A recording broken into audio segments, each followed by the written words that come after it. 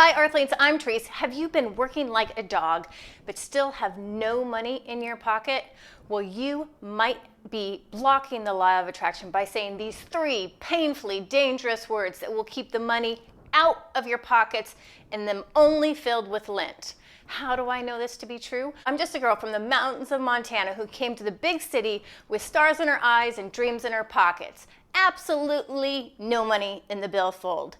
Once I ridded myself of these dangerous words, even in my head, I have found ever-flowing abundance. I live in the heart of Manhattan, wearing diamonds, living my dream life. So if I can do it, you can do it too. Okay, here's the first one, and it's a doozy. Ask yourself how many times this comes out of your mouth. And the more times it comes out of your mouth, the less money I'm gonna guess that you have. I can't afford it. I can't afford it. And you'll be like, but I can't afford it, Trice. And I'm here to tell you that that is just a mirage.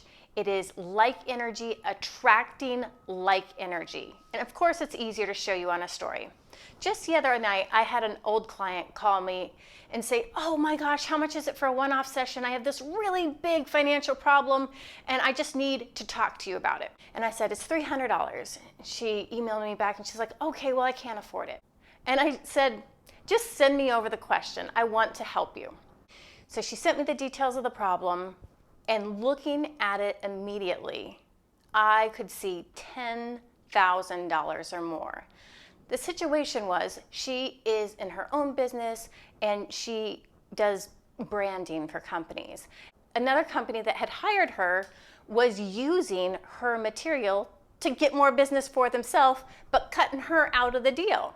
Just looking at that situation, I realized her work is so good that somebody is ripping it off and trying to resell it to somebody else that she probably can raise her rates. So that alone would have been worth more than $300. But then the idea that she probably could go and negotiate some kind of fee for this use of her information. Do you see how when you're filled with fear, and especially when you're working for yourself or your paycheck's tight, it's easy to feel like you can't afford things, but it is just an illusion. Now you might say, well, that's fine for business stuff. I understand all that, Trice, but what if it's just something fancy and expensive that I want? I'm like, I know what you mean. I was just over at my husband's spa and they have this thing called LED light therapy.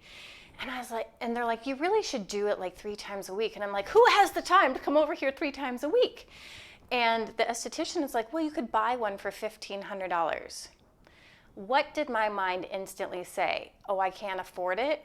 And $1,500 is a lot of money to me. It's not like 2 pennies rolling around. It's a substantial sum. No, I set my mind to that question and I said, how can I afford this? And all of a sudden I was like, well, I could use all my Christmas gifts and all my birthday gifts for a year, and I could save up my bounty, which is my fun money. I mean, by the time that hour appointment was over, I already had purchased the LED light therapy in my mind. So if you want something, no matter what it is, instead of saying, I can't afford it, ask yourself, how can I afford it? And sometimes the answer won't be very clear, like with the financial advice. You never know what the other person's gonna say. It's a leap of faith.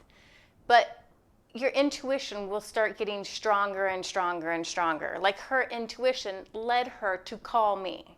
And the second most dangerous phrase is, I only make a little bit of money, or it's only a little bit of money.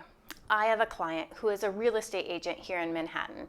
And a lot of Manhattan real estate agents rent apartments as well as sell apartments. And of course, the commission on each one is very different. So every time my client makes a rental and I'm like, oh, how much did you make on the deal? He's like, oh, it's not that much. It's just a little bit of money. I'm like, don't say that, don't say that. He's like, Trice, be realistic. It's only $1,000. It's only $3,000. Now, if you're watching this, do you think that's a little bit of money? I don't think that's a little bit of money. But let me paint a picture of what his current life looks like. Even though he makes a princely sum, he always is having a hard time making ends meet. And you don't go over to his house and be like, whoa, this is baller. He lives in a 1-bedroom with his family. It doesn't look like from the outside like he's just spending all this money on lavish vacations, but it just drips through his fingers because he energetically feels like it's only a little bit of money, so he has only a little bit to show for it. Now, you can turn a little bit of money into a very large sum.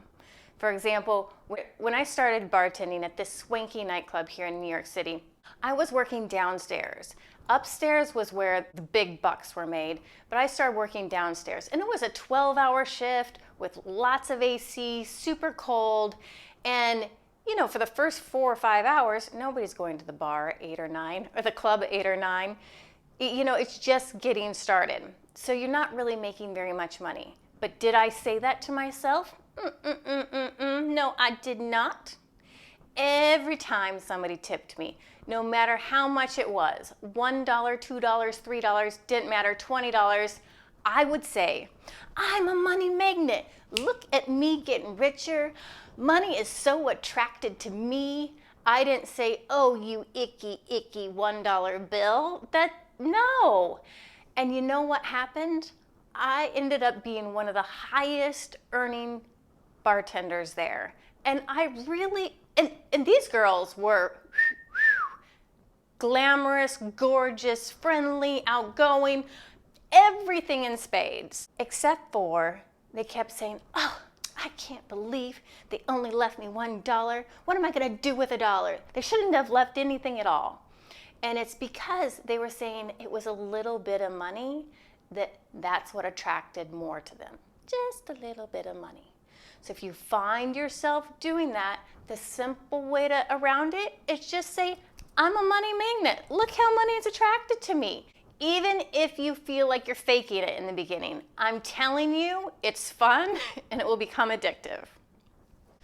Now, ladies and gentlemen, I hope you've been telling how many times you say those words, because as many marks as you have on your sheet is how many $100 more you could have in your bank account. Now, the third most dangerous phrase is, I hope I have enough money to pay my bills. I hope I have enough money to go out this weekend. Now, what is so dangerous about this is just sit there for a second and be present and embody the word, I hope. I hope. What does that feel like? To me, it feels like a beggar. Oh, please, Lord, I hope this will happen. Begging and pleading. That is the energy you're putting out, and that is the energy you're going to get back. Barely scraping by to pay your rent in the nick of time. That is what will happen if you're constantly using those words, because that is the vibration that you're constantly bringing into your life. Now, if you want to switch it, all you have to do is switch I hope with I intend to easily pay my bills. I intend to have some money this weekend so I can celebrate in style. Do you see how the word I intend, all of a sudden you're like this samurai, you're a warrior, you're a king, you're a queen who can achieve anything. And that energy that you put out makes more money flow to you. It makes that success flow to you. Just think of like a handsome guy. I remember this guy from high school. His name was Colin Devitt. Oh, Colin Devitt. And he was like a magnet for every single girl in the school because he exuded this confidence and joie de vivre. And that's exactly what the words I intend say. It exudes confidence that you can create anything that you want. And I have one more bonus one in case you feel a little bit more lint in your pocket. And it's not possible. Oh, guys, there is nothing more that will keep the money away from you than this phrase. Let me tell you a story. I have a client. He is a genius. He went to an Ivy League school. He is like an IT savant. He can literally fix anything and make your internet fly at the speed of light. And it's time for a raise at work. And I suggested, hey, you are so reliable and so awesome, and literally 1 in 100,000, let's ask for a 20% raise. And he goes, Trice, that is impossible. That is almost how much the boss makes. But he's looking through the lens of that situation through it's not possible. When you look at that situation, at how much value he adds and how difficult it would be to find somebody to replace him, you can start to see how he is an integral part to making that machine well oiled. These words are so dangerous that anytime my son says something's impossible, he has to put $1 in the swear jar to remind himself it's not where he wants to put his money. That would take it right out of his pocket.